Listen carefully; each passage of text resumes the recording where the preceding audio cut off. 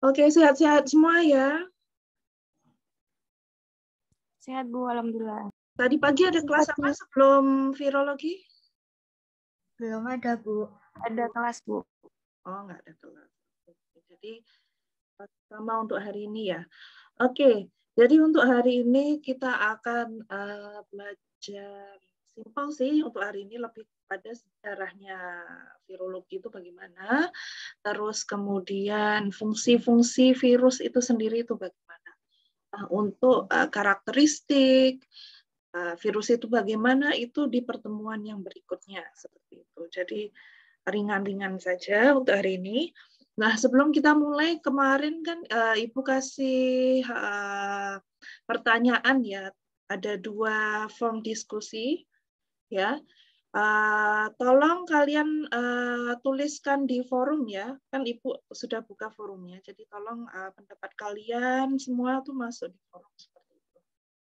Simple aja. Itu menurut pendapat kalian, tidak harus berdasarkan referensi atau apa, jadi dari pandangan kalian sendiri.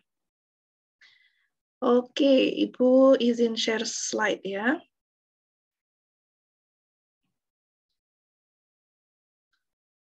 Oke, kelihatan? Kelihatan, Bu. Kelihatan, Bu. Oke, jadi kenapa? Bentar. Oh ya, pengenalan. Oke, betul. Sorry. Oke, jadi untuk hari ini lebih ke pengenalan singkat virus itu apa, sejarahnya, dan ruang lingkup, maksudnya fungsi, kenapa kita harus mempelajari virus itu, kenapa, seperti itu. Ini berdasarkan ayat Al-Baqarah ayat 26 ya, seperti yang Ibu terangkan kemarin. Jadi intinya semua yang ada di dunia ini, yang hidup maupun mati dan sebagainya, itu dari besar sampai kecil itu Allah memang sudah menciptakannya dengan fungsi-fungsinya tersendiri. Ya. Oke.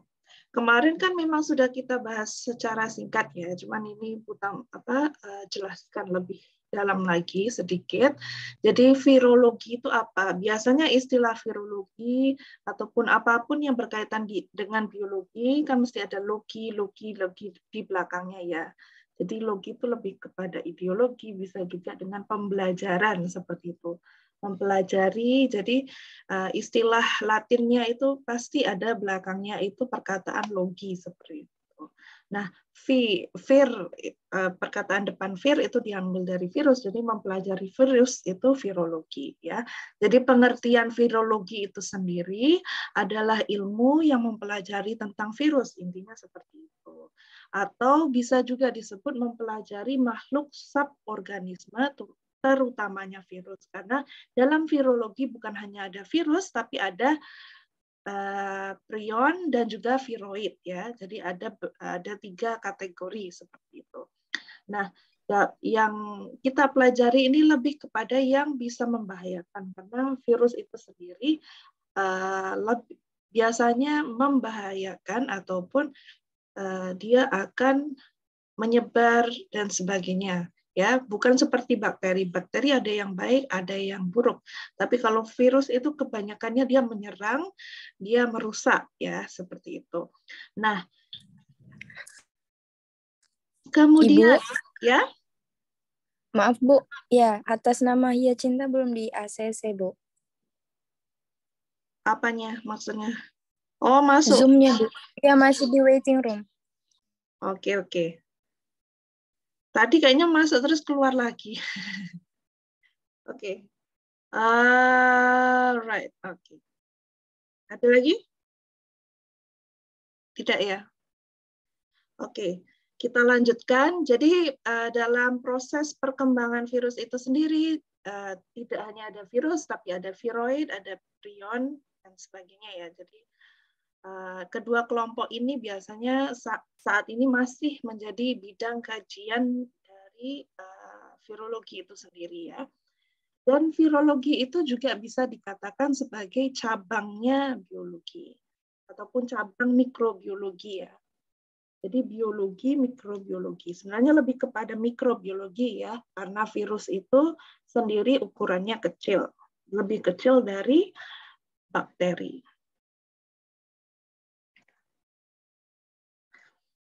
Oke,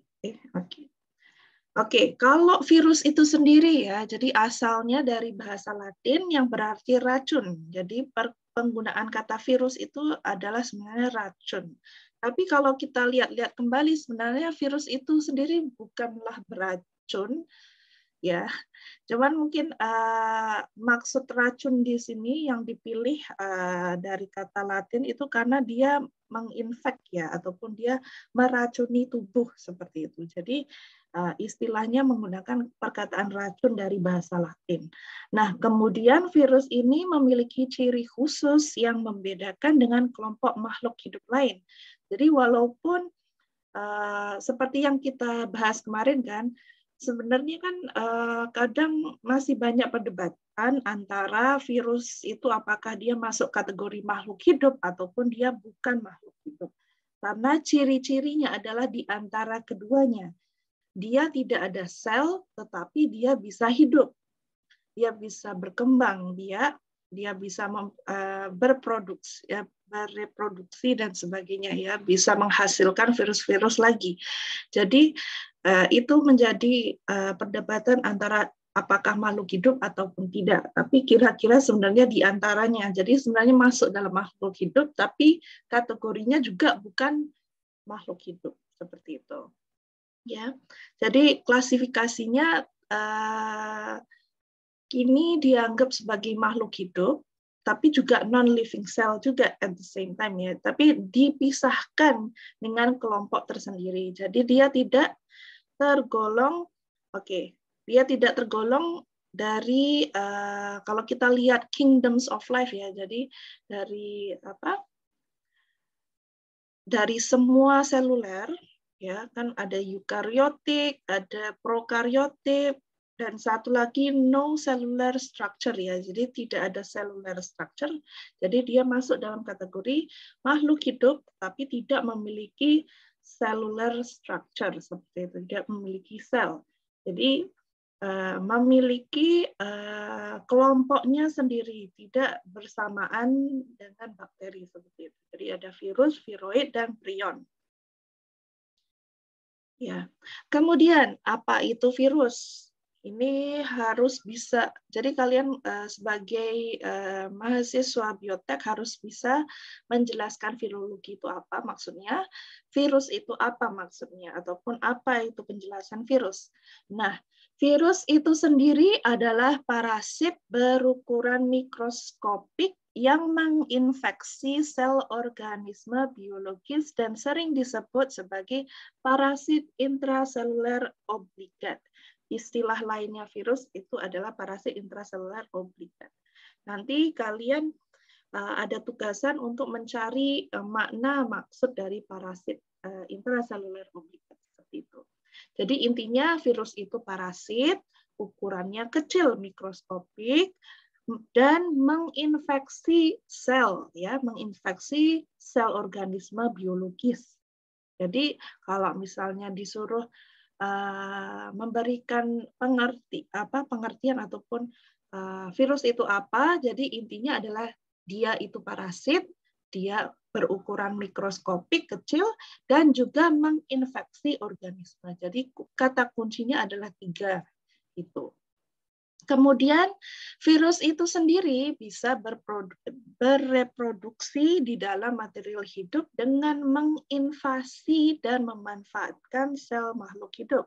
Ya, jadi seperti yang dijelaskan kemarin, jadi virus itu hidupnya adalah dengan inang. Jadi harus ada inangnya baru mereka bisa hidup seperti itu. Oke, kita masuk ke dalam sejarah. Sejarahnya sebenarnya singkat sih. Oke, kalau untuk sejarah pervirusan ini, dia lebih dikenal kepada tanaman ya. Jadi lebih kepada virus tanaman sebenarnya.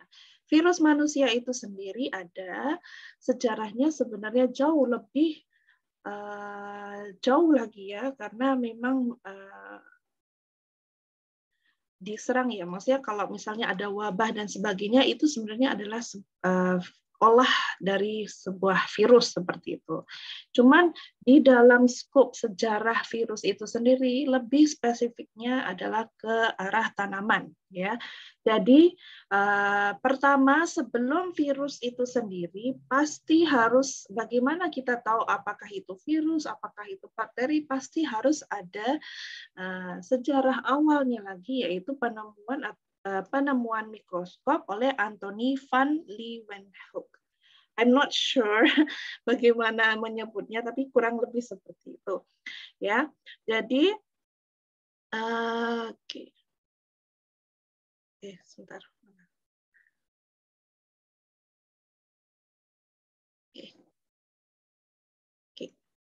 Oke, jadi sejarahnya penemuan virus itu pasti diawali dengan penemuan mikroskop terlebih dahulu ya. Jadi penemuan mikroskop itu ada pada tahun 1632 oleh seorang ilmuwan berkebangsaan Belanda. Kalau kita sering dengar ya, kenapa ilmuwan itu mesti Eropa, Karena peradabannya itu lebih cepat perkembangan peradabannya itu di area Eropa ya. Jadi mereka negara-negara yang menjajah itu biasanya yang menemukan hal-hal seperti ini. Jadi kalau dicari kenapa tidak ada orang Indonesia ataupun tidak ada orang Asia dan sebagainya. Mungkin ada Asia tapi 1-2, tidak sebanyak orang-orang Eropa seperti itu. Nah, setelah adanya mikroskop barulah bakteri, virus ini bisa ditemukan. Ya. Jadi pioner dalam sejarah penemuan virus itu adalah Adolf Meyer. Ya. Cara istilah namanya Inggrisnya Adolf Meyer 1882 ya. Jadi pada tahun 1882 itu adalah peneliti yang berkebangsaan Jerman yang waktu itu beliau mengidentifikasi virus pertama kalinya yaitu pada tahun 1882 melalui penelitian penyakit bintik kuning pada daun tembakau. Ya, jadi pada era-era itu kan biasanya orang pakai tembakau ya untuk macam-macam, termasuk smoking dan sebagainya, seperti itu. Jadi karena banyaknya tanaman tembakau pada waktu itu, ada yang terkena penyakit. Nah, penyakitnya itu dinamakan bintik kuning. Kalau bahasa Indonesianya. Nanti kalau kita akan mengenal bahasa Inggrisnya apa. Kemudian percobaan dengan diolesi ataupun disemprot cairan ekstrak daunnya. Jadi beliau ini mengambil daun, kemudian diekstrak cairannya dan dioleskan kembali ke tanaman tembakau yang sehat dan dari situlah tanaman itu sendiri sebenarnya jatuh sakit ya. Tanaman itu juga sakit, memiliki ciri yang sama dengan daun yang sakit tadi itu. Nah, makanya dia simpulkan sebenarnya kemungkinan penyebabnya itu bukan bakteri, tapi malah lebih kecil dari. Jadi masih memberikan kemungkinan ya. Jadi masih ada pendapat seperti itu. Nah, ini contohnya. Jadi ketika beliau ini, Adolf Meyer, menemukan these tobacco plants are sick. Ya, gitu. Dia oh ini kok sakit gitu ya tanamannya. Kemudian dia tidak bisa menemukan kok penyebabnya ya. Misalnya kalau misalnya seperti insek tidak terlihat dan sebagainya. Jadi dia memberikan istilah contagium vivium fluidum ya. Contagium itu maksudnya contagious ya. Kalau misalnya kalian belajar bahasa Inggris ada perkataan contagious itu adalah menyebar ataupun ya menyebar, istilahnya menyebar. Contagious menular ya, menyebar menular itu istilahnya contagious. Tapi makanya itu istilah nama pertamanya sebelum diberi nama itu contagium vivium fluidum seperti itu. Nah, kemudian ceritanya itu pada suatu farm namanya Wageningen. I'm not sure how to pronounce it, tapi tulisannya begitu ya. Jadi pada sebuah pekarangan, sebuah kebun pertanian tembakau, jadi ada orang yang menjaga tembakau ini lapor pada Profesor Adolf Meyer. Ini kok misterius gitu, simptomnya itu aneh, beyond our understanding ya. Jadi tidak bisa memahami kenapa ini bisa terjadi seperti itu. Nah, terus dilihat dari bentuknya itu ada bintik-bintik kuning pada daun, ya. Nanti Ibu coba kasih contohnya.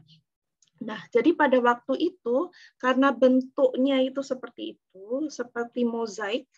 You know what mosaic is? Jadi seperti serpihan-serpihan ataupun bentuk bulat-bulat seperti itu. Jadi dikatakan diberi nama mosaic disease. Waktu itu ya, jadi belum ada namanya. Kemudian Meyer use filter paper to isolate the process. Jadi dari daunnya itu ditumbuk, diambil cairannya dan sebagainya. Tapi masih bingung maksudnya apa ini gitu. Jadi selalu fail and fail again ya. Jadi waktu itu dianggapnya mungkin ini enzim contagium seperti itu ya. Jadi sesuatu yang istilahnya dari sebuah enzim yang berupa contagium. Itu untuk Adolf Meyer. Kemudian kita masuk ke Dmitri Ivanovsky ya. Ini nama-nama Eropa biasalah ya, kan seperti kalau sekarang ini yang lagi viral ataupun yang lagi terkenal kan nama-nama kayak Eropa, contoh di Ukraine seperti Presiden Zelensky, seperti itu. Jadi nama-nama ada Ivanovsky, seperti itu ya. Jadi nama-namanya kurang lebih seperti itu. Kalau nama Dimitri itu biasanya itu dulu nama-nama Eropa, nama-nama Rusia juga sih bisa banyak yang itu sendiri namanya ada Dimitri seperti itu. Jadi nama common untuk orang Eropa, Rusia, area sana Uni Soviet ya. Kemudian pada era Dmitri Ivanovsky, penemuan dengan menyaring getah tembakau yang terserang. Jadi sebenarnya apa yang dia lakukan itu kurang lebih sama dengan Adolf Meyer ya. Jadi dia menyaring getahnya juga menggunakan penyaring bakteri ya. Kemudian hasil tanaman itu juga tetap terserang. Jadi tetap saja tanamannya itu terserang penyakit. Loh, kok bisa gitu? Ya, pakai penyaring bakteri tapi kok masih terserang seperti itu. Jadi disimpulkannya juga menganggap bakteri patogen atau zat kimia hasil produksi bakteri yang berukuran sangat kecil waktu itu ya. Dianggapnya adalah zat kimianya bakteri ya, jadi bukan virus. Jadi masih menganggapnya seperti itu. Oke, berdasarkan apa yang Ibu cerita tadi, kan ini kurang lebih sama ya. Jadi bedanya apa sih yang dilakukan oleh Adolf Meyer dengan Dmitri Ivanovsky? Mungkin ada yang mau menyebutkan bedanya apa di sini?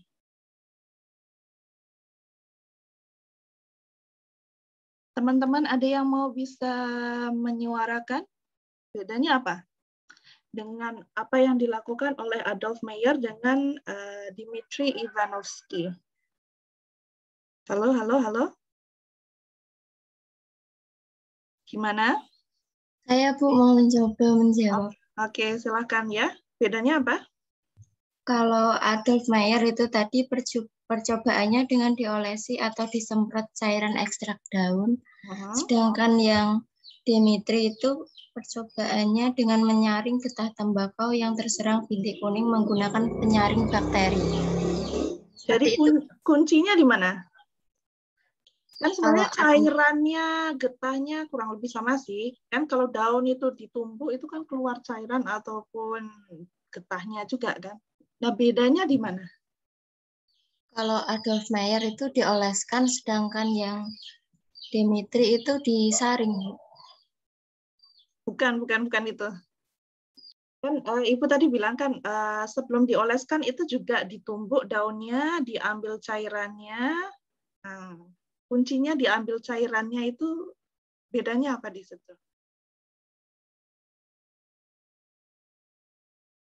Perlakuannya hampir sama nih sebenarnya. Coba kalau dari step, kalau dilihat dari sini, bedanya di mana?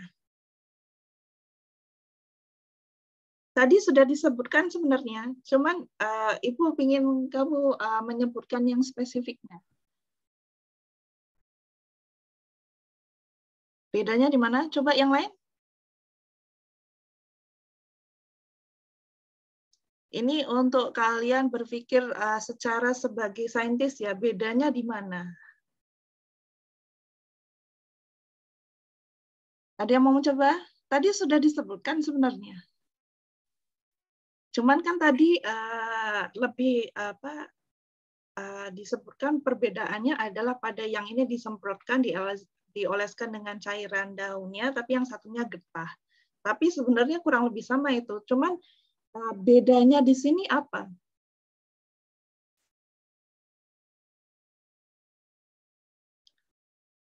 Ada yang mau menjawab?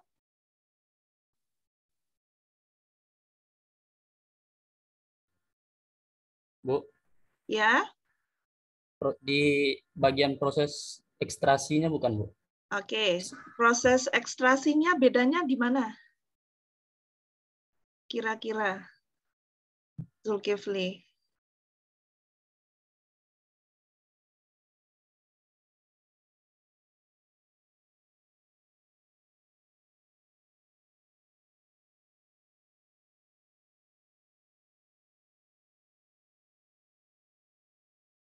Kira-kira di mana? Di apanya? Maksudnya alatnya ataupun Filternya, Bu. Oke, filternya. Karena bedanya apa? Kalau yang Adolf pakai apa? Yang Ivansky pakai apa?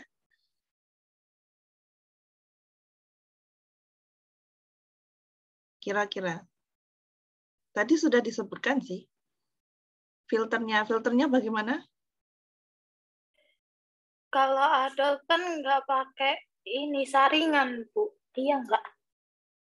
Oke, jadi Adolf tuh pakai saringan. Cuman filternya bukan khusus ya. Jadi Oh iya, Bu. ya, jadi kalau kalian mau melakukan yang namanya praktikum nanti, nah kan biasanya ada filter ya, filter masing-masing tuh lain-lain ya. Cuman pada waktu zamannya Adolf Meyer itu belum ada filter yang khusus untuk bakteri, ya. Nah, kalau untuk Dmitri Ivanovsky ini dia menggunakan filter bakteri. Nah, bedanya itu di situ sebenarnya. Cuman itu aja bedanya sebenarnya ya. Jadi tetap sama aja disemprotkan ataupun dioleskan pada daun tembakau, cuman penggunaannya adalah pada zaman Dmitri Ivanovsky ini dia khusus filtratnya itu menggunakan filtrat bakteri. Ya, jadi kalau filtrat bakteri ini sebenarnya ada ukurannya ya 0,05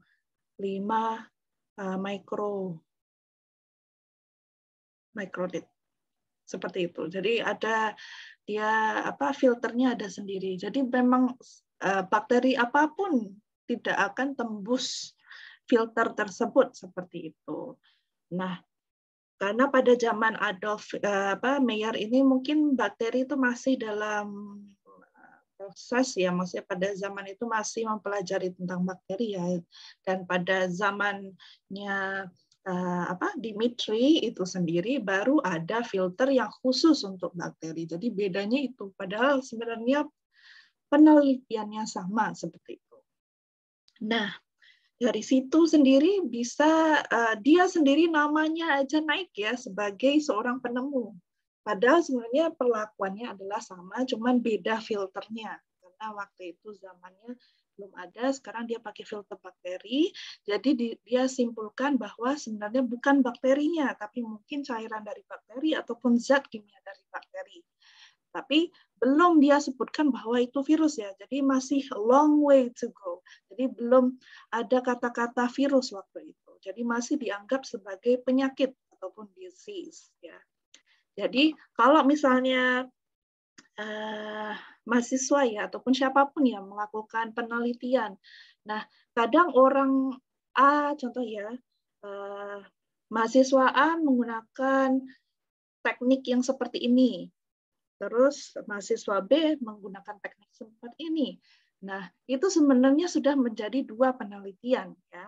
Jadi kalian nanti ini untuk supaya kalian tahu beda gap penelitian atau apa itu bagaimana. Itu untuk kedepannya kalian bisa lebih tahu seperti itu.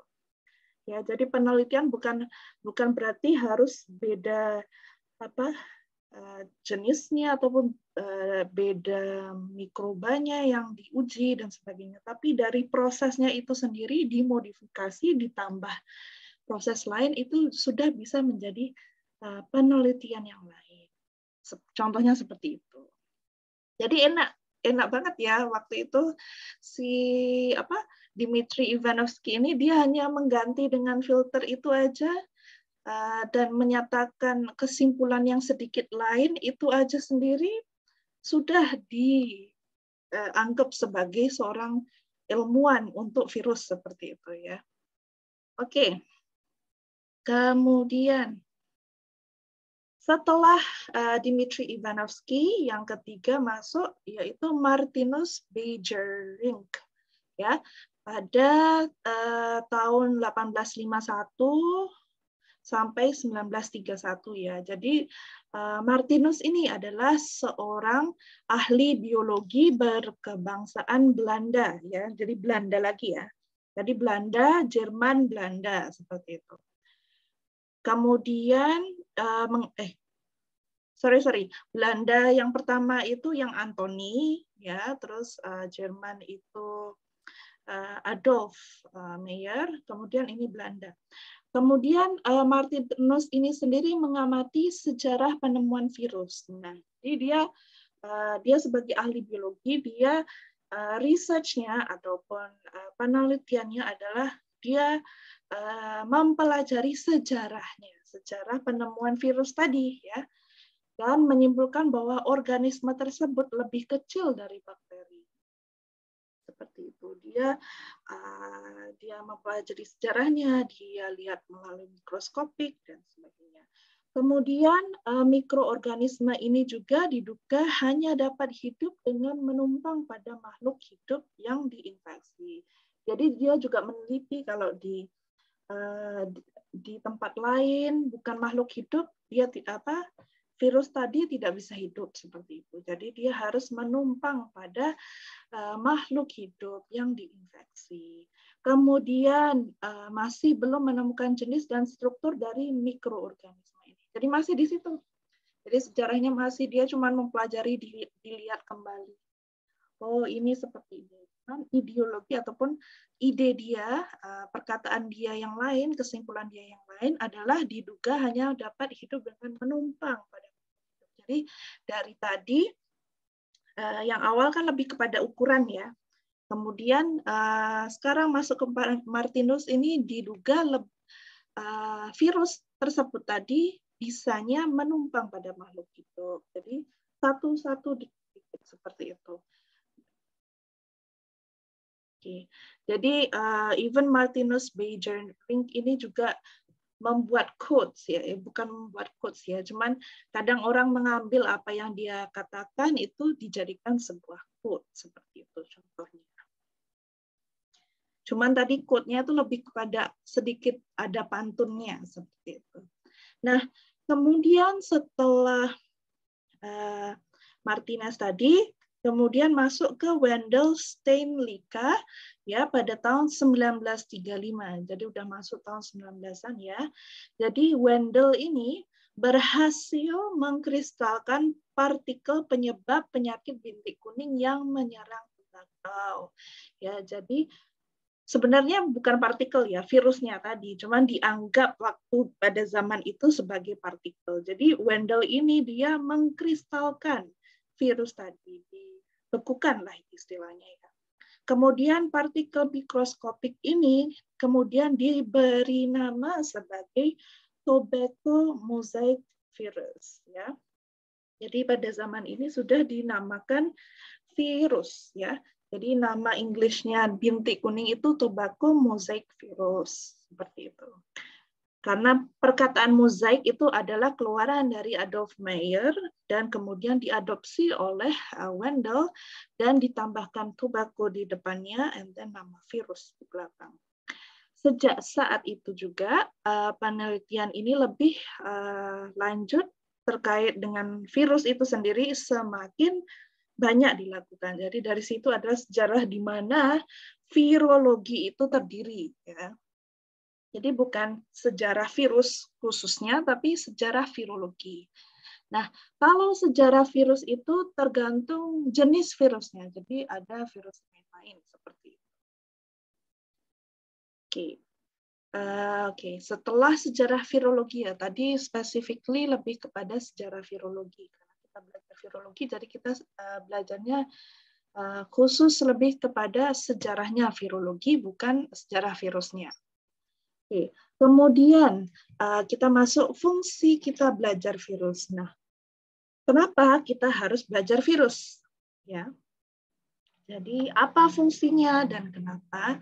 Salah satu contohnya adalah virus dapat digunakan untuk memproduksi interferon, yaitu senyawa yang dimanfaatkan untuk mencegah replikasi virus ini di dalam sel induk. Oke, mungkin karena kalian belum belajar tentang ciri-cirinya, komponen virus apa, karena memang itu masuknya ke pertemuan berikutnya. Tapi maksud interferon di sini, dia memang senyawa. Senyawa ini apa? Dia sebenarnya adalah proteinnya. Jadi kalau virus, virus itu sendiri kan ada DNA atau RNA. Nanti kalian akan belajar. Nah, dari situ kan bisa menghasilkan protein, ya. Apabila masuk ke sebuah sel seperti itu, dia menjadikan sel itu inang, maka dia juga menghasilkan protein seperti itu. Nah, proteinnya itu bisa dipelajari ataupun dimanfaatkan untuk mencegah replikasi virus tadi, ya. Jadi kalau kita tahu protein hasil virusnya yang dikeluarkan itu, maka kita bisa membuat yang istilahnya antiviral, ya.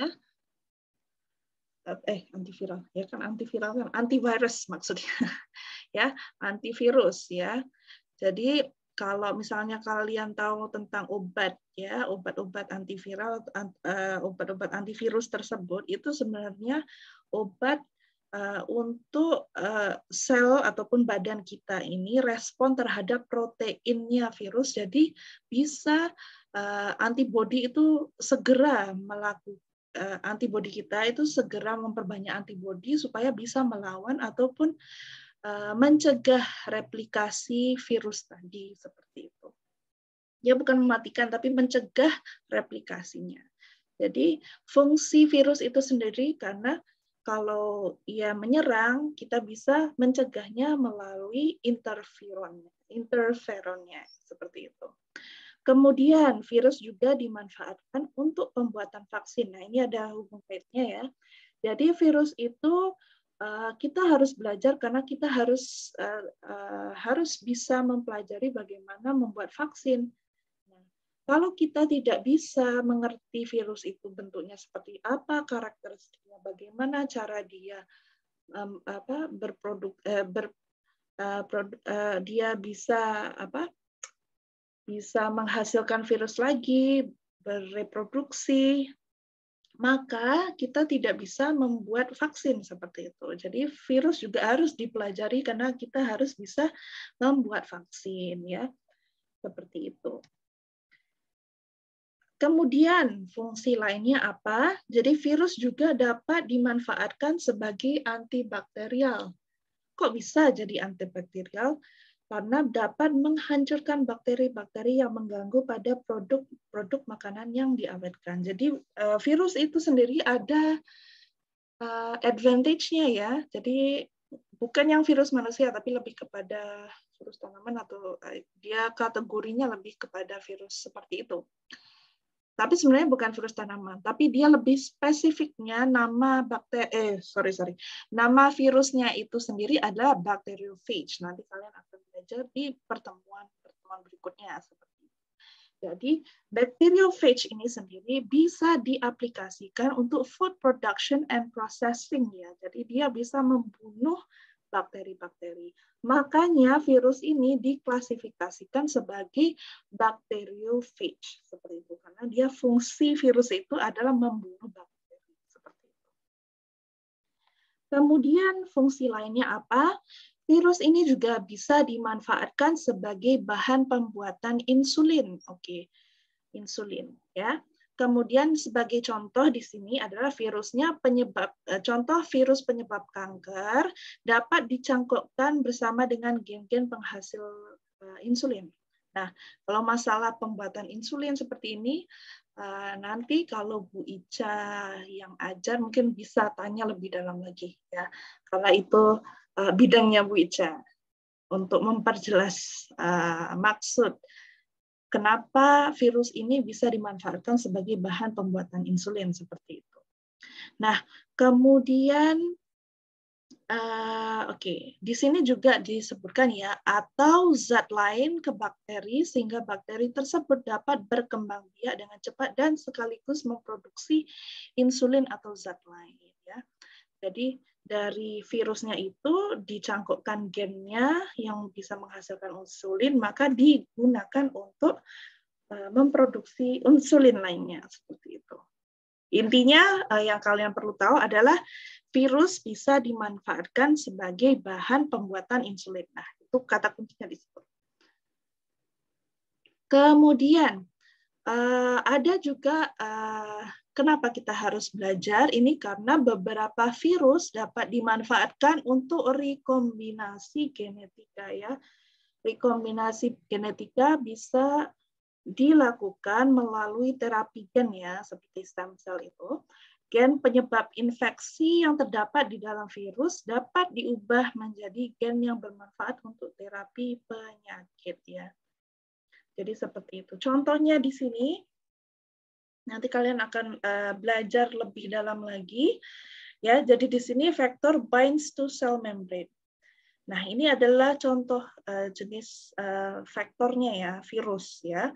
Kemudian dia masuk ke dalam sel, vektor is packed in vesicle ya. Jadi setiap masuk sel itu akan ada seperti kendaraannya ya yang akan istilahnya menggumpal ya pada virus tersebut ya, seperti kendaraannya dibawa ya oleh kendaraan itu masuk ke dalam nukleus seperti itu. Nah, kalau sudah masuk ke dalam nukleus, maka vektor itu akan injek ataupun mengeluarkan kode proteinnya ataupun mengeluarkan kode DNA ataupun RNA-nya, dan dari situ sel akan membuat gene baru ya.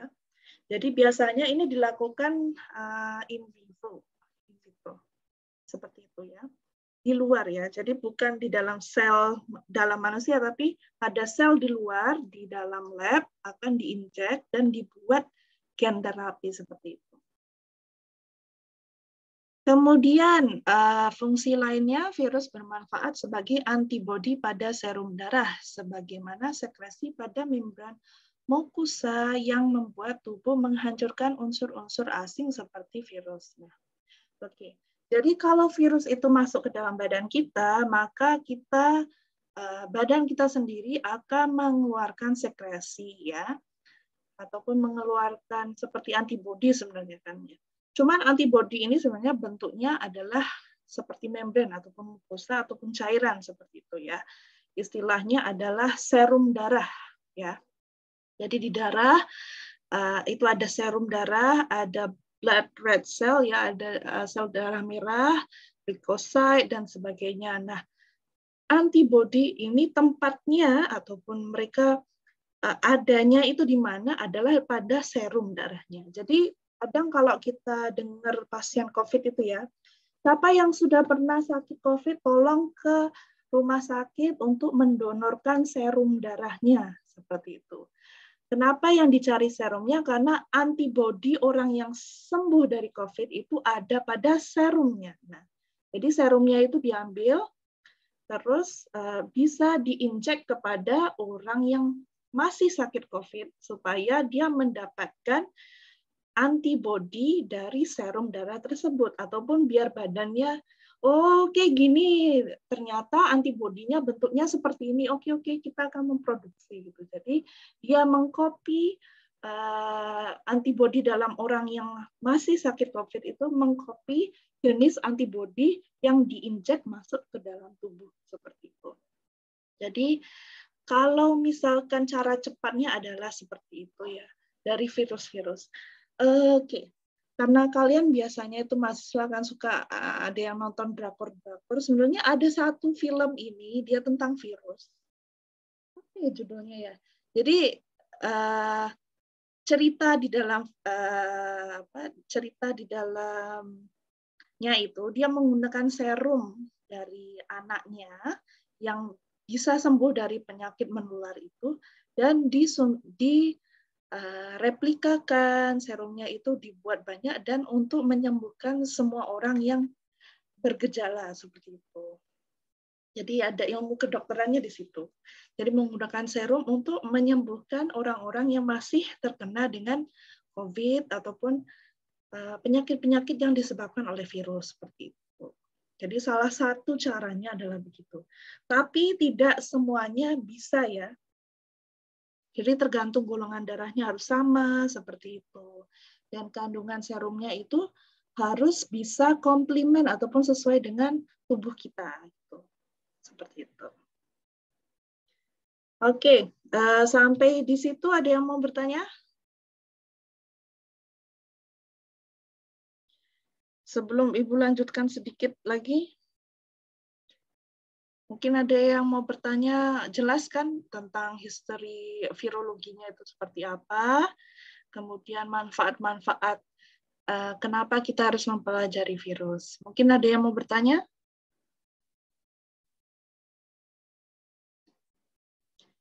Jadi hari ini tidak lama-lama, sejam aja, tapi ada tugas yang Ibu akan kasih seperti itu.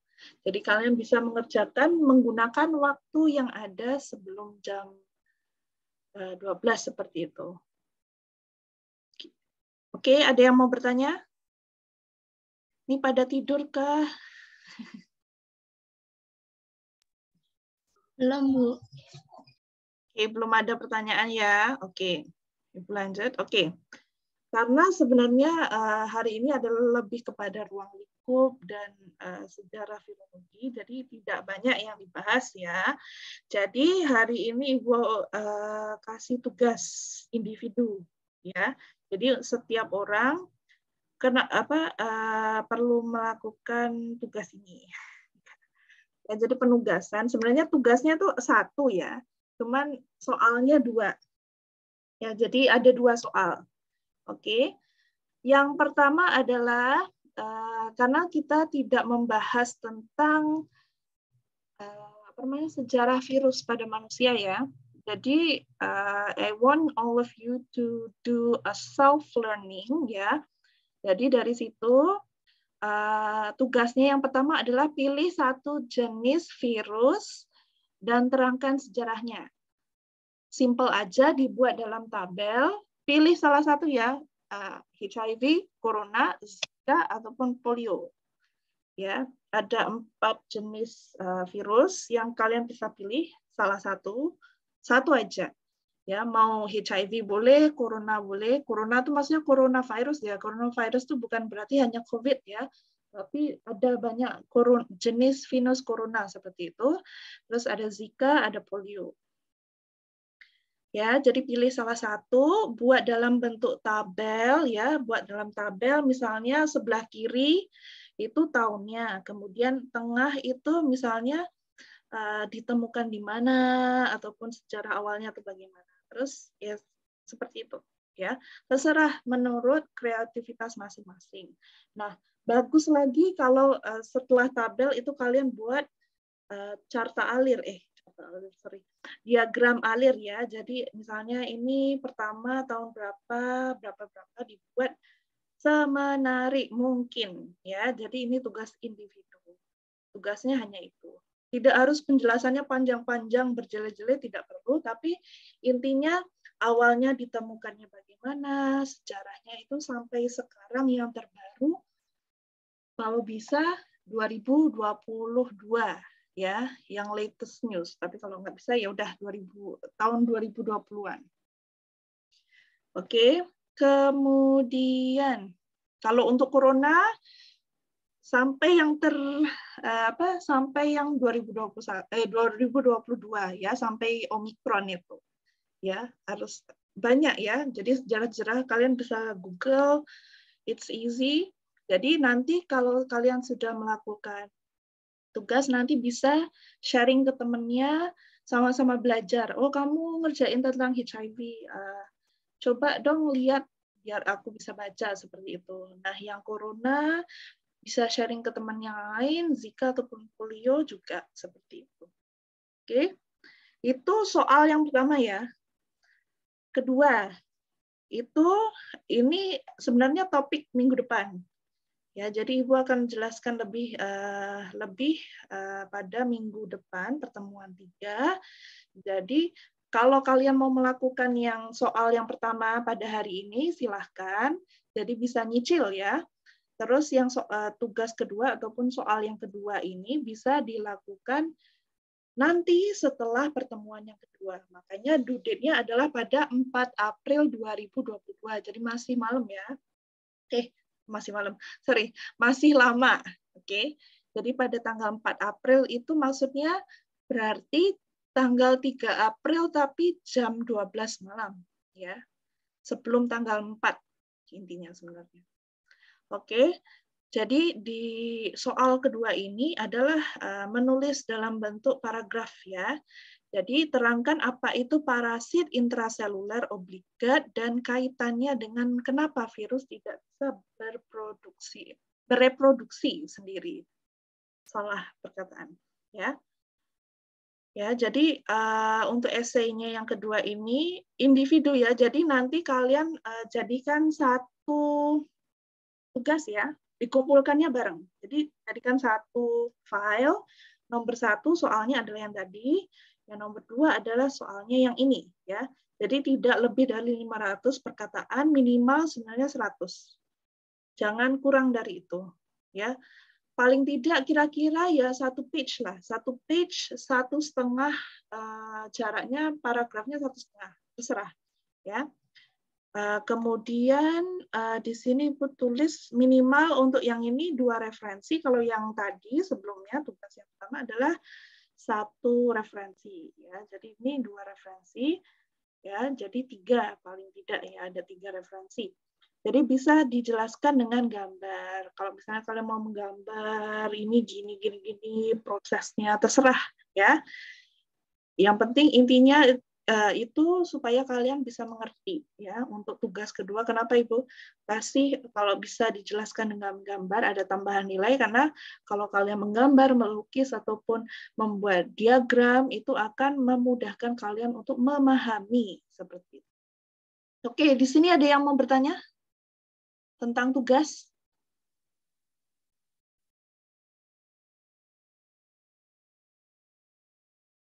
Teman-teman sekalian, ada yang mau bertanya tentang tugas? Apakah sudah mengerti? Nanti tiba-tiba ada yang WA, ini maksudnya gimana Bu? Gitu.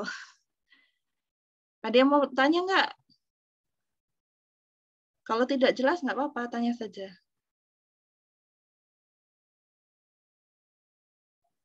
Ada yang izin bertanya Bu. Gimana?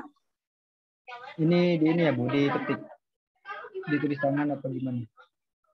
Tugasnya. Oke. Ibu tidak mau kalian capek-capek. Kalau misalnya laptop nggak ada dan sebagainya, bisa ditulis tangan. Tapi kalau misalnya ada laptop, bisa ditulis pakai Word ya. Gitu. Iya Bu.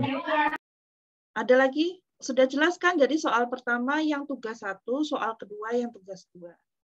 Seperti itu. Sudah Bu. Oke. Jadi intinya bukan berarti harus panjang lebar, tapi isinya itu repetition ya, ataupun berulang-ulang.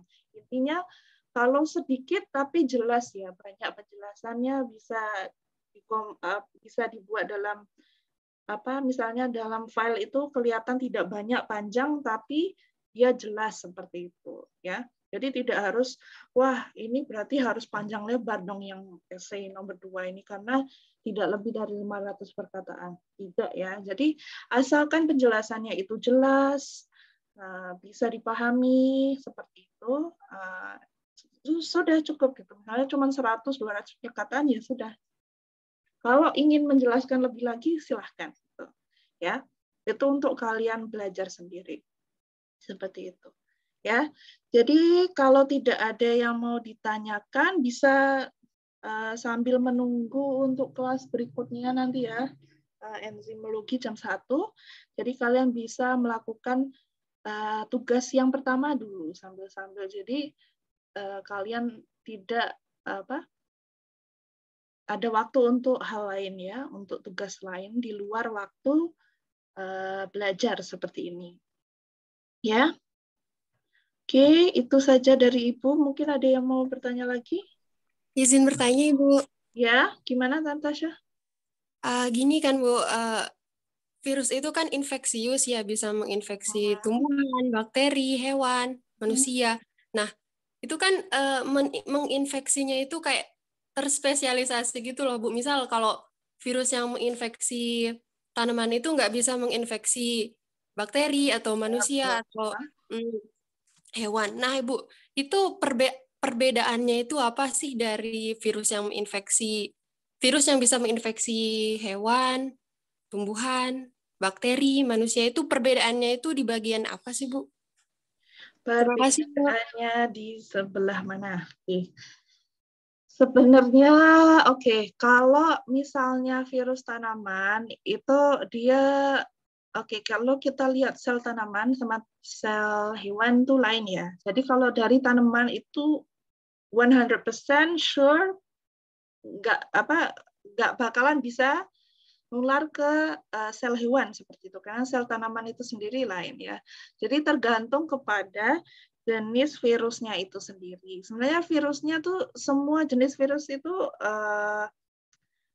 tergantung bentuk sama sistem virusnya sendiri. Contohnya kalau yang tanaman kan seperti yang tobacco mosaic itu. Jadi dia sebenarnya lebih simple virusnya. Dia tidak bisa menginfeksi sel manusia karena sistemnya ataupun karakteristiknya itu tidak se-complicated ataupun tidak se-spesifik seperti virus pada hewan seperti itu. Jadi dia lebih simple aja sih virusnya. Jadi kalau kalian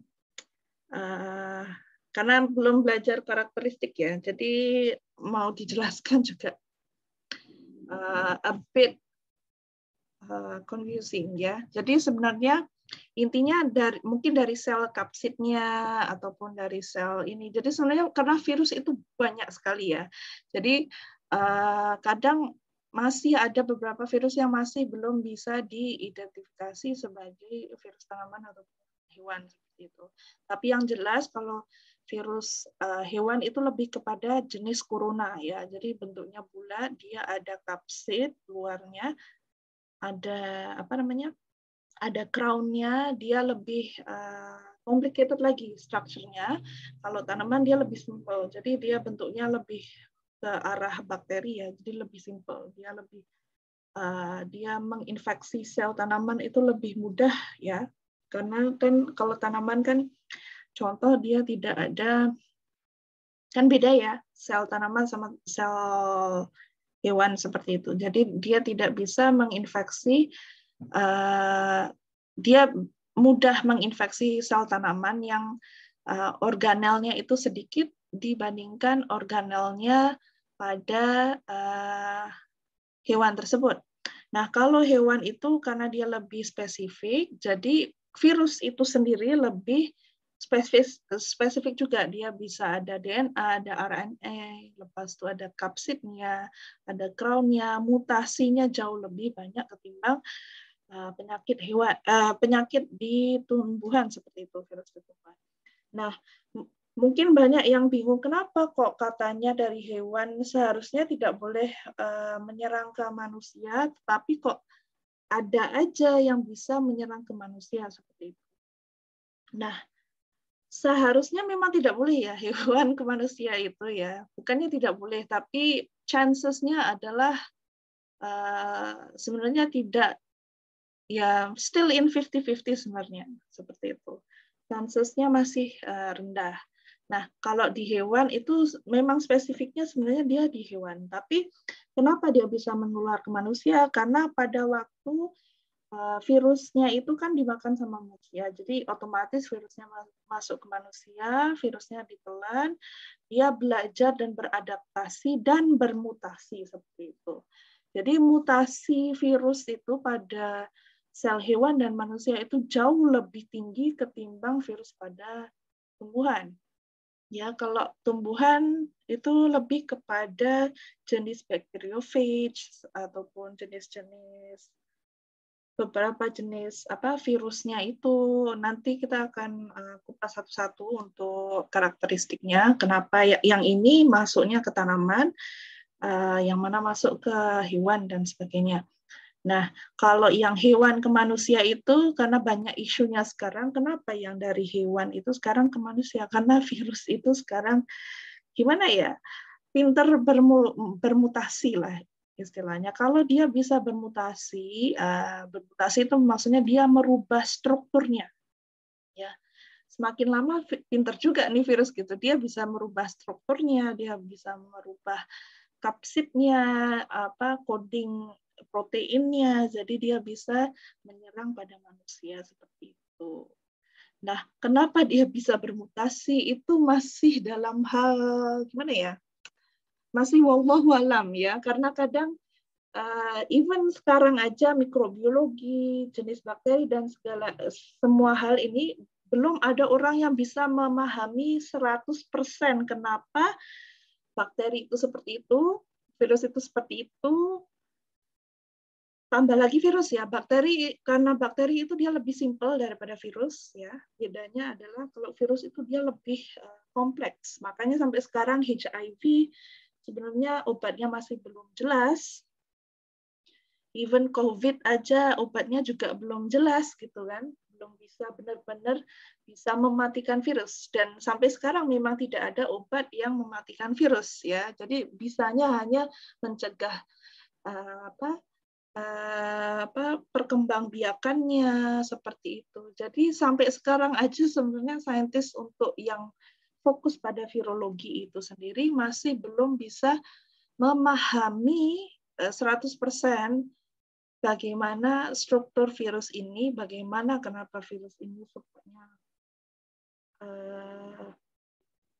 bermutasi, dan bagaimana kok dia bisa bermutasi dari penyakit hewan, virus hewan ke manusia itu bagaimana cara mutasinya dan sebagainya, masih dalam perdebatan dan juga inilah istilahnya masih dalam pembelajaran. Jadi virus ataupun manusia, apapun yang kita pelajari tentang manusia, sel dan sebagainya itu sangat kompleks. Jadi mau dijelaskan membedakan virus antara misalnya hewan, tanaman dengan manusia itu masih agak susah. Kalau itu pertanyaannya lebih ke profesor yang memang dia mempelajari virus seperti itu. Tapi it's okay Natasha, nanti kalau misalnya Ibu ada info lebih, nanti Ibu akan share di next pertemuan seperti itu. Untuk lebih detailnya seperti itu. Jadi intinya memang kita semua ini belum bisa memahami bentuk virus ataupun perbedaannya, bagaimana dia bereproduksi dengan betul-betul 100% itu masih belum, karena memang sangat kompleks. Ciptaan Allah itu sangat kompleks. Ya, jadi kalau misalnya orang mikir engineering itu gini kan, tapi karena engineering itu lebih kepada peralatan ataupun hal-hal yang manusia ciptakan ya, maksudnya dibuat begini dan begitu. Tapi kalau makhluk Tuhan ini, makhluk Allah SWT ini karena kompleks, kita sendiri belum bisa memahami 100% seperti itu. Jadi makanya kita harus belajar karena ada yang belum kita pelajari seperti itu. Oke, ada yang mau bertanya lagi?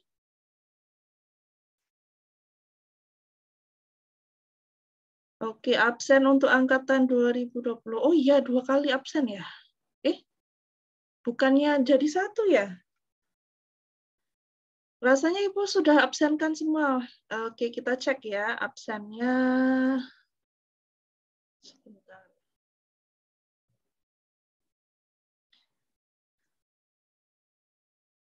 Oke, di sini absen untuk bentar. Virologi ya.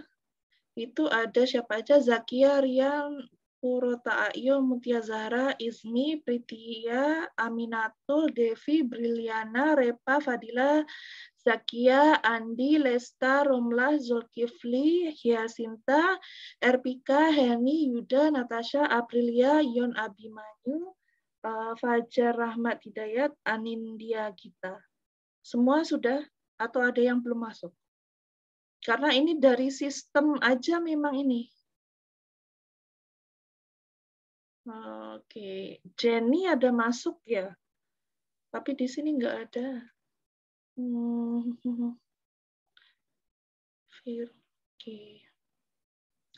Oke, untuk yang apa namanya? Oke, tugasnya dikumpulkan via apa? Nanti Ibu kasih link di Lensa. Ya, jadi via Lensa ngumpulinnya. Jadi untuk hari ini kan belum Ibu masukkan ya materi, jadi Ibu akan masukkan materi, recording, sama juga link untuk mengumpulkan tugas. Seperti itu. Umarul, kok nggak masuk ya di sini ya?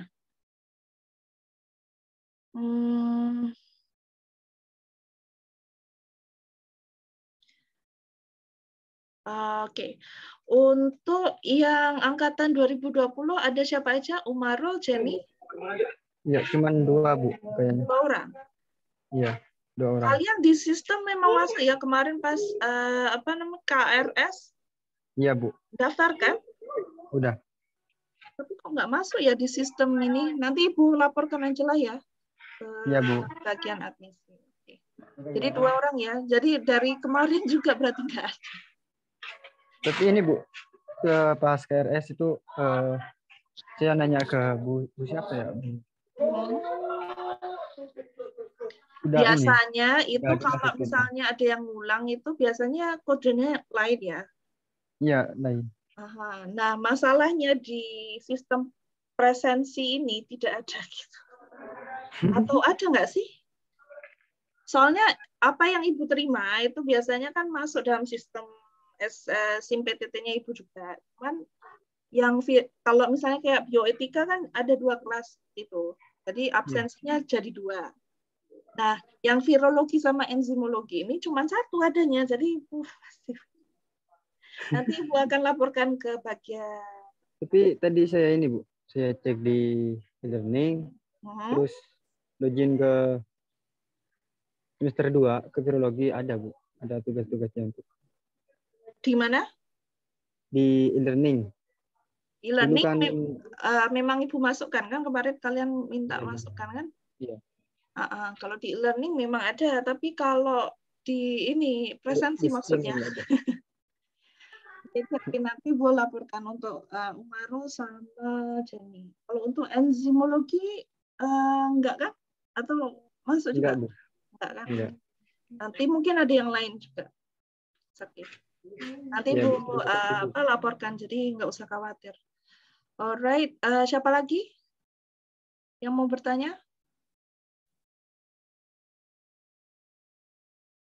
Sudah jelas ya?